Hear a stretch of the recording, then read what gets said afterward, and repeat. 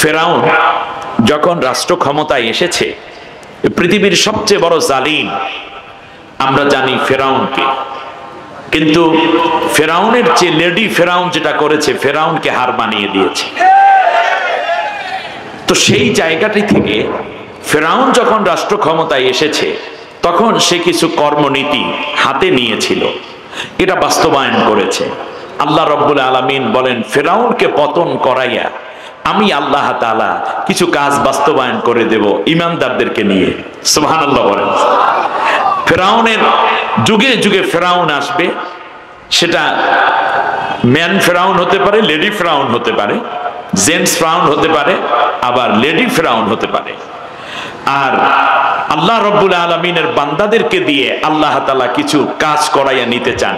আপনারা কি ফেরাউনের উত্তরসূরি হবেন, নাকি আল্লাহ তাআলার প্রকৃত গোলাম হবেন? আজকে এই সিদ্ধান্ত নেয়ার জন্য আমি খুব সংক্ষেপে কাট কিছু কথা বলবো। কাগজ কলম থাকলে হাতে নিবেন, কাগজ কলম না থাকলে মোবাইল হাতে নিবেন, রেকর্ড করে রাখবেন। ঠিক তার পাশাপাশি আগামীকালকে এই কথাগুলো অন্যকে জানিয়ে দিবেন আমার সাথে। এজন্য সবাই পড়ুন, আউযু বিল্লাহি মিনাশ শাইতানির রাজীম, বিসমিল্লাহির রাহমানির রাহিম। বিতাড়িত অভিশপ্ত শয়তানের ওয়াসওয়াসা থেকে আল্লাহর আশ্রয় চাই। কার আশ্রয়? না হয় নাই, আরো জোরে বলতে হবে, কার আশ্রয়? আল্লাহর আশ্রয়। আমাদের আশ্রয়দাতা কে? আমাদের প্রশ্রয়দাতা কে? নিরাপত্তা দানকারী কে? আমেরিকা, রাশিয়া, চীন, ফ্রান্স, ভারত, পাকিস্তান, সৌদি আরব? না, আমাদের আশ্রয়দাতা কে? আল্লাহ। আরো জোরে বলতে হবে, কে? আল্লাহ। খেয়াল করুন, বিগত 18টা বছর ধরে 16 আর আগের ওই 2 দিনের 2 বছর 3 বছর, তাতে করে প্রায় 18 বছর পর্যন্ত যতগুলো তোহমাত দেয়া হয়েছে বিরোধী দলের উপরে, বিশেষ করে ইসলামী আন্দোলনের নেতা কর্মীদের বিরুদ্ধে, তার মধ্যে আরেকটা বড় কথা ছিল ওই রাজাকার, এরপরে কি বলে আলবদর, এরপর কি যুদ্ধ অপরাধী, জঙ্গি ইত্যাদি বলার পরে আরেকটা যেই অপরাধ দোষের তারা দিয়েছিল, অপরাধী বানিয়েছে, সেটার মধ্যে ছিল যে এরা হলো পাকিস্তানের দালাল। মনে পড়ে আপনাদের? এইরকম অপবাদ দিয়েছে। আচ্ছা, বিগত 18টা বছরে মিথ্যা মামলা দিয়েছ। আমাদের প্রিয় নজরুল ভাইয়ের মামলা কত? আর 2টা হইলেই তো 20টা হইলেই সেঞ্চুরি হয়ে যেত। আল্লাহ বাঁচাইছে। তো লেটার মার্কসের মধ্যে আছে, ঠিক কিনা বলেন? লেটার মার্কস 80টা মামলা। একটা মানুষের বিরুদ্ধে এমন কি অপরাধ তার? অত সমাজের মধ্যে 1 নম্বর ভালো মানুষ, ঠিক কিনা বলেন? তাহলে খেয়াল করুন, ভালো মানুষগুলোকে তারা জেলে ঢুকিয়েছে, মামলা হামলা দিয়েছে। সে যাই হোক, আপনারা সব জানেন। আমি সংক্ষেপে যেটা বলতে চাই, একটা বলেছে এরা পাকিস্তানের দালাল। আচ্ছা, মামলা দিলা, ঘর বাড়ি লুটপাট করলা, ঘেরগুলো নিজেরা দখল করলা, দোকানপাট লুট করলা, জায়গা জমি দখল করলা, এরপরে গুম করলা, খুন করলা, রিমান্ড দিলা, জেল দিলা, ফাঁসি দিলা, আয়না ঘরে ঢুকাইলা।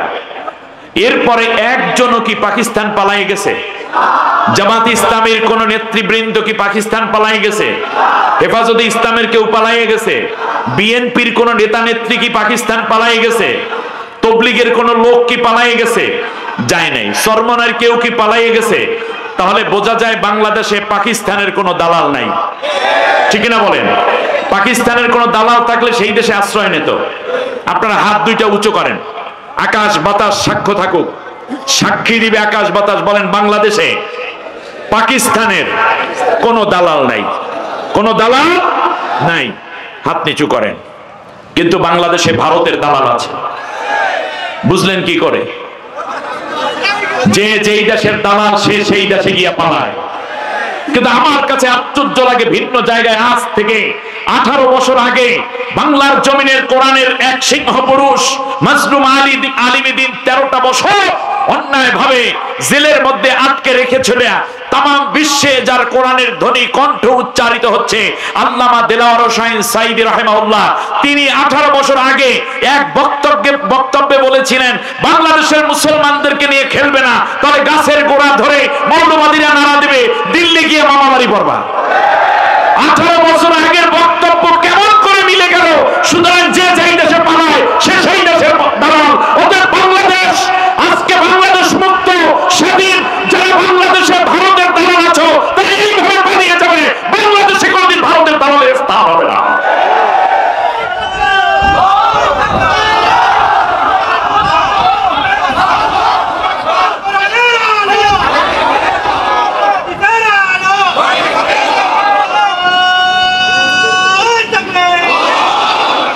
সম্মানিত ভাইয়েরা, শুধুমাত্র ভারতকে খুশি করার জন্য একটি বড় রকমের ষড়যন্ত্র, পীড়ন, অত্যাচার করে বাংলাদেশকে শেষ করে দিয়েছে। কয়েকটা দিন পরই ভূমিটাকে লিখে দেওয়ার জন্য মিটিং ছিল। আপনারা জানেন 18ই আগস্ট একটি প্রোগ্রাম ছিল, 5 আগস্ট তাদের পতন হয়েছে। বাংলাদেশের দামাল ছেলেরা, ছাত্র, যুব সমাজ এবং বৃদ্ধরা পরামর্শ, তার পাশাপাশি সহযোগিতা, জীবন বাজি রেখে লড়ে তারা বুঝতে পেরেছে আমরা জীবন দেব কিন্তু বাংলার জমিন দেব না। এই জন্য বাংলাদেশের ছাত্র সমাজ, তরুণ সমাজ লেগেছে, তারা জীবন দিয়েছে। বাংলার 1 ইঞ্চি জমিন ভারতকে বর্গা দেয় না। পুরো জমিনকে লিখে দেওয়ার জন্য 18 তারিখ ছিল প্রোগ্রাম, 5 তারিখে বাংলাদেশ আবার মুক্ত হয়েছে। আজ এই তাফসীরুল কোরআন মাহফিলে প্রাণ ভরে দোয়া করছি আল্লাহ রাব্বুল আলামিনের কাছে, এই স্বৈর শাসক উৎখাতের জন্য যারা জীবন দিয়েছেন আমার দেশের ছাত্র যুবক, আল্লাহ তাদের সবাইকে শাহাদাতের মর্যাদা দান করুন।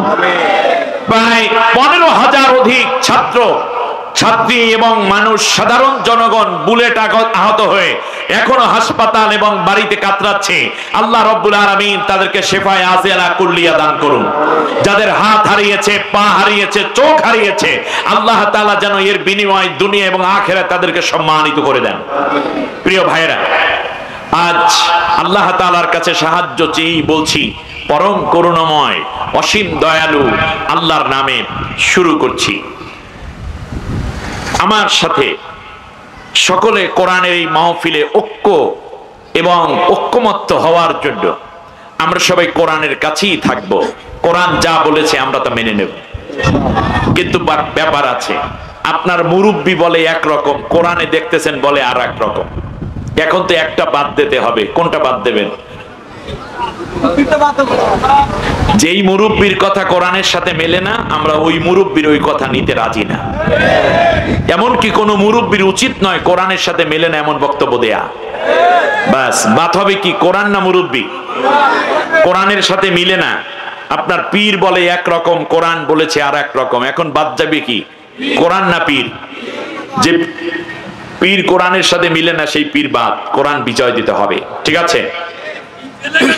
শেষ এবং চূড়ান্ত কোশ্চেন, আল্লাহর কোরআন বলেছে একরকম, আপনার নেতা নেত্রী বলে আর এক রকম। ভালো করে কথা বুঝুন। ইমানের কোশ্চেন, মুনাফিক হলে পারবেন না, মুমিন হলে পারবেন। আজকে পরীক্ষা করুন আপনার ইমানকে। আপনার নেতা নেত্রী বলে একরকম, আল্লাহর কোরআনে বলেছে আর এক রকম। এখন তো একটা বাদ দিয়ে আর একটা রাখতে হবে। আপনি কোনটা রাখবেন? কোনটা রাখবেন? নেতা নেত্রী না কোরআন? বাদ দেবেন কোনটা, কোরআন না নেতা? যেই নেতার কথা কোরআনের সাথে মেলে না ওই নেতা মুসলমানের নেতা হতে পারে না।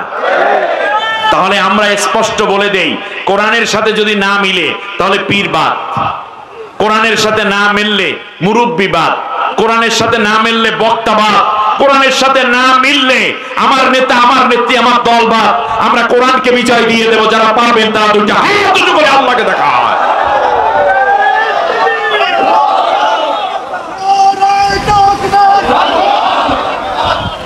আল্লাহ কবুল করুন। সবাই বলি আমিন।